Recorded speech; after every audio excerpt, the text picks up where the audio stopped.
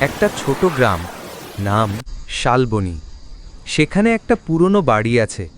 কেউ ওখান দিয়ে যেতে সাহস পায় না। লোকমুখে শোনা যায় রাতে সেই বাড়ি থেকে পুতুলের হাসির শব্দ আসে। বাড়িটার ভেতর এক ছোট মেয়ের আত্মা আছে। ওর নাম মায়া।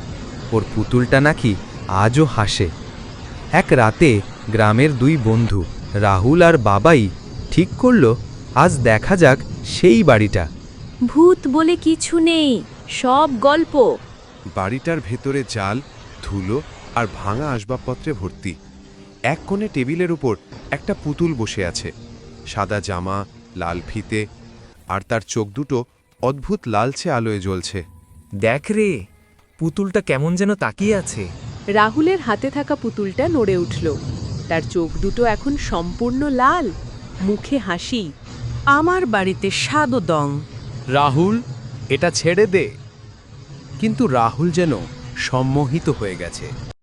পুতুলের চোখের দিকে তাকিয়ে তার চোখ লাল হয়ে যাচ্ছে। দেয়ালের পাশে একটা পুরনো নোটবুক।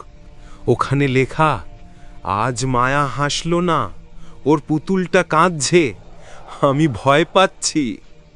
শেষ পাতায় লেখা, ওরা দুজন এখন এক শরীরে। মানে, বাবাই দরজা খোলার চেষ্টা করছে, কিন্তু দরজা নড়ছে না। আমার সাথে খেলবি?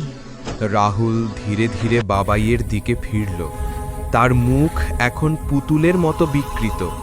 পরের সকালে গ্রামের লোকেরা বাড়ির ভেতর ঢুকে দেখে টেবিলের ওপর একটা নতুন পুতুল বসে আছে। তার মুখে অদ্ভুত মিল। পাশেই পড়ে আছে বাবাইয়ের মোবাইল, যেখানে শেষ রেকর্ডিং। কে ওটা? পুতুলটা নড়ছে। তারপর হঠাৎ স্ক্রিন বন্ধ হয়ে যায়। ভয়কে খুঁজে বার করার চেষ্টা করো না, কখনো কখনো ভয়ই তোমাকে খুঁজে নেয়।